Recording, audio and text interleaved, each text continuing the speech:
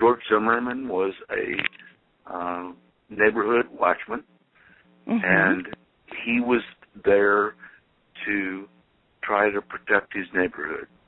Okay. I don't think it makes any difference whether Trayvon Martin was black or white or Hispanic or green, blue, or any other color. If he would have been acting suspiciously as a neighborhood watchman, George Zimmerman had all rights to follow him. So what is acting suspiciously? What is that? What was the suspicious act? We know by the facts that he was standing at the mailboxes because it was raining, and he was waiting for the rain to slack up and talking on the phone at the time. So that's a fact. We know that. We know that George Zimmerman saw him standing at the mailboxes because when he called 911, that was the first thing. He said, well, he's standing at the mailboxes. So, okay. And then after he noticed that he was watching him, then he decided to move on, and then he was following him. So I'm just trying to understand, what was the suspicious act? Was it standing under the mailboxes out of the rain? That was the suspicious act? Well, at that time of night, I think anybody walking in that neighborhood that was unknown was a person of suspicion. Okay, and it was at night. It was about, 7 o'clock? I don't really know what time it was. Okay, well, I go with the fact that it was about 7 o'clock. Because he wanted, it was about 7, so it wasn't at night. Because I think that came out at first, like, it's late at night. Why is he out late at night? The All-Star game hadn't even came on yet, so he went to the store. This is what we know from the facts, and I kind of want to stick with the facts, that he went to the store because he wanted to watch the All-Star game, and he wanted to have his little drinks and his snacks.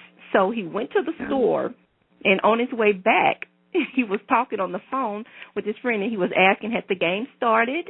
And if so, what was the score? So this is the mindset of Trayvon Martin, because I know some media outlets are not reporting that, but this is what we know to be factual.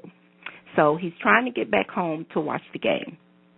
Okay. And I have no disagreement with you. I have no knowledge of anything any different than what you have just said. Okay. However, George Zimmerman was performing his duties, and there had obviously been numerous crimes in that neighborhood.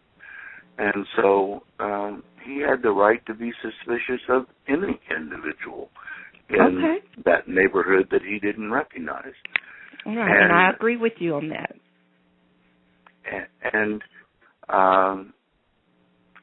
I'm not sure of, the facts. The facts that came out in court were that he followed, you could perhaps even use the term chased, Trayvon Martin.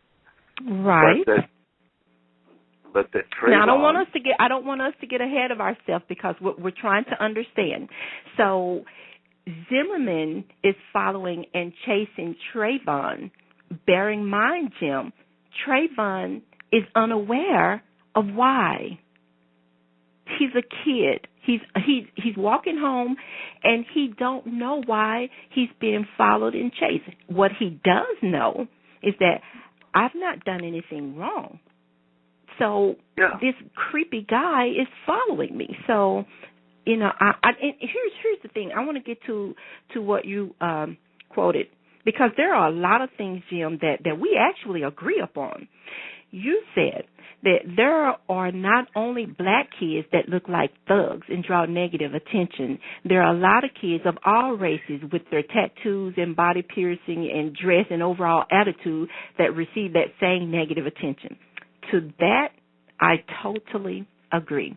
And just so you understand, being a black woman, there are black people that I don't even want to be around. So I get that. I understand that. But I'm wondering if you, being a white male, would say the same, that there are some white people that you wouldn't even want to associate with. Is that true? Is that fair to say that? That is absolutely true. Well, we agree about that. I deplore racism at any level. I don't care whether it's a white person, a black person, a Hispanic person, a blue person, or a green person. On the thing, if they judge somebody by the color of their skin, then they are absolutely not the kind of people I want to hang out with. Right. I understand that. But that said, we all have to understand black people have understood and have felt the pain of being watched, being followed, being typecast. But so have white people, and so have Hispanic people. And, you know, to bring out one race and say, oh, this is a travesty. Let's bring out all races on the thing. You know, Kay, you and I both have seen all over the internet cases of black on white criminal actions, travesties caused. But does that give cause to riot and to, you know, bring this all across the news media? Well, you say riot, and it shouldn't Allow me to answer because you bring up the word riot, and I know that's what the media is portraying, that, you know, the black people are going to riot. Get your guns ready, be locked and loaded because, you know, they're going to riot. But that's propaganda. I've not seen any riots. And here's the thing. When black people get together to demonstrate, we're called rioting. It's rioting. When I was younger, we used to go and hang out at this lake. It's called Bachman Lake here in Texas. And we just used to go and hang out, just a whole bunch of us. We just hang out. And they would always call the police, or the police would always be called to disperse the crowd, because it seems like whenever you get a lot of black people in one area together, it's like, it's almost as if that's too much power in one place. We need to break this up. But you can go there on any given other day and see a crowd of white people, and the police is never called. I guess I need to understand, what's the fear about? There's no trouble. There's no rioting. Have you seen any instances of rioting in your neighborhood or anywhere other than what they're trying to portray on the media? It's only been seen when I've seen in the media. I have to agree with that.